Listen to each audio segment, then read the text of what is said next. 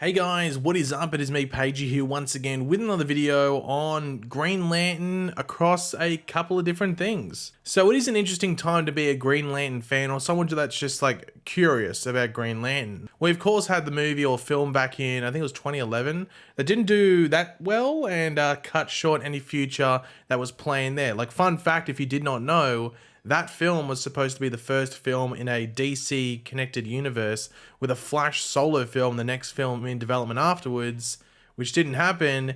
And because that didn't happen, that's how the Flash TV show was actually sort of happened. Everyone that was involved with that movie sort of just shifted over to the show. So, fun fact. But since then, there has been nothing.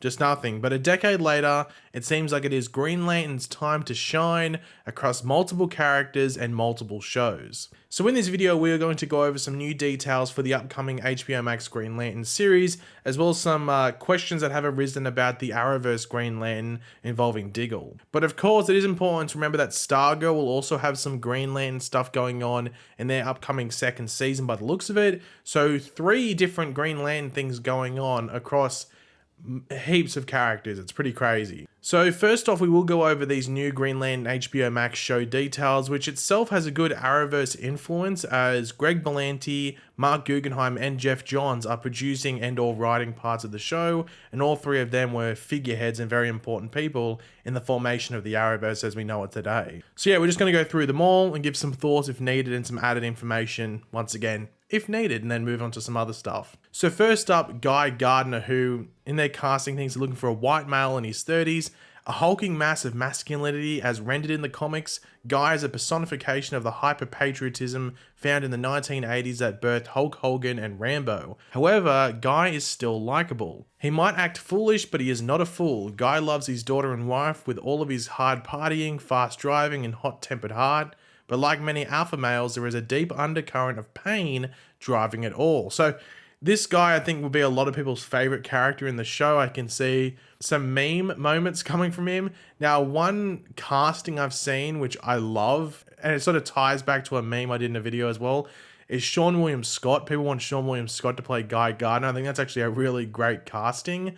I think I did an April Fool's video where I think he was playing Red Death or something in a video, but that would be a great casting in my opinion. But I think a lot of people's favorite character in the show could potentially be Guy Gardner. Next up is Bree Jata, a black female in her 30s. Few Lanterns take their commitment to the core and its purpose more seriously than Bree.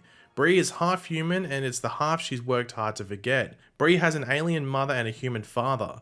However, she was raised on a more enlightened planet with an advanced society. Bree outworked her peers and earned her ring, only to find herself partnered with Guy Gardner. So you can see there being a fun dynamic there. Maybe fun for Guy, maybe not that fun for Bree. Now, the big question here is that Bree Jata isn't a character in the comics, unlike the rest of these characters here. So the big question is that whether this is Jo Mullein from the recent Fast Sector comic, who is a black female and fits some of the characteristics that are provided in this description, or whether it is a completely new character. Maybe they thought, let's just try and keep it secretive, but I don't know. I have to wait and see what it is like in the show, whether it is going to be Joe or Bree Jata is actually the name of the character. No one really knows at this stage, but I have to wait and see. Next up is Alan Scott, a white male and 28 years old specifically. From the outside, Alan is the model of early 1940s, the image of a G-man. Alan is handsome, clean-shaven, and well-dressed without a hair out of place. He has spent his young life trying to personify truth, justice, and the American way. Bit of a Superman thing there. He is already a household name in LA and is seen as a hero thanks to positive press coverage. However, for all of Alan's honesty, there is one huge lie that follows him.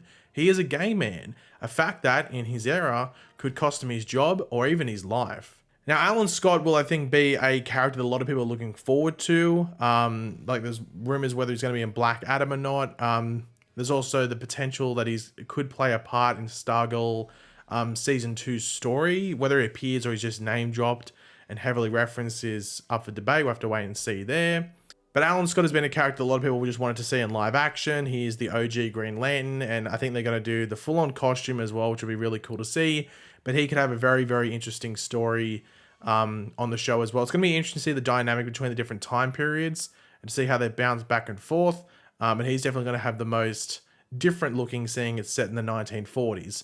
We'll have to wait and see there, but I'm very much looking forward to Alan Scott in this show. Next up is Jessica Cruz. Protecting the galaxy is hard enough. It's even tougher when you're the type of person who's uncomfortable leaving the apartment. Life forced Jessica to become self-reliant at a young age. She worked her way through school while taking care of her younger sister. She's bright, determined. Looking at her, you'd never know the struggle going on inside. Jessica lives with a sometimes crippling anxiety disorder. She's been fighting fear longer than any of our other Lanterns. Now, Jessica Cruz has probably the most tragic origin out of any of these characters, tied with maybe the next one we're going to go over. Maybe not the next one is tragic, but definitely just would have been hard to deal with. But Jessica Cruz has a tragic one. It has great television story potential. I'm really excited to see what they could do here if they go with it. Based off that description with her, I'd say they're going with her comic origin, which I'm not going to spoil. Some of you might already know it, but it's pretty insane. Like, especially if they just do like, it could be like 10 minutes of like, whoa, what's going on here? So Jessica Cruz is probably the character I'm most looking forward to seeing. When the show was announced, and they announced it was going to be like a couple Green Lanterns or a few Green Lanterns spread over different periods, I was like, hopefully they do Jessica Cruz in the modern day, because I think it's a character a lot of people would like, and I think her story would allow for just great television. So we're getting her, and hopefully they go with the comic story, because I think it would just be very, very I think it just allows people to connect with the character. I was going to say it's going to be fun to watch, but it wouldn't be fun to watch. But I think it would allow a lot of people to connect with the character and just learn to love the character, if that makes sense. And finally, the final casting thing here is Simon Baz. For as long as he can remember, Simon's loved the Green Lanterns. Using his innate charm and gift of gab, he works in Detroit as a vendor. However, business hasn't been good lately. In the wake of 9/11, America has grown distrustful of young Middle Eastern men. So the first thing here is that Simon sounds like he's a fan of the Green Lantern, so I wonder if he loves Guy Gardner. I don't know, I have to wait and see. But anyway, I wonder with this, it seems that they're changing where his story takes place in regards to the timeline, if that makes sense, in regards to the years. In the comics, he grows up feeling the effects of 9/11. I think he's like 9 or... Well, I was going to say 9 or 11, but that just lines up with 9/11. But he's around that age. Like, he's pretty young. He's not like a teenager or anything like that. He's just before a teenager. But he grows up, like, for the next 10 years or so, feeling the effects of that. But it seems based off this, he will be an adult when 9/11 happens or something like that. It is hard to be 100% sure just based off this, I think 3-sentence description. It's not a lot there. Like, they don't even say how old he is. So that gives you a hint as to what's going on there. They could probably do his exact story in the comics in that period after 9/11 if they wanted to. It wouldn't be crazy different, but the aftermath of 9/11 is pretty important. So it is, it has to be there in some way, in my opinion, and obviously based on the description, it will be. Another question is whether he will be with Jessica Cruz, like in the comics. Jessica's description doesn't give away a time period either, but I would assume they are together, or if Jessica is later, Simon is the one who meets up with her after he's been a Lantern for like 5 to 10 years, and then he meets with Jessica and everything like that, and they're the partners, just like our Bree Jarta and Guy Gardner will be partners as well, but there will be a time difference by the sounds of it there as well. So that's probably what we'd expect. They probably won't have their origins at the same time, but they'll meet each other, you know, fairly soon, and there'll be like mentorship across a couple of different characters. But yeah, those are the descriptions for the, the characters in the Green Lantern show.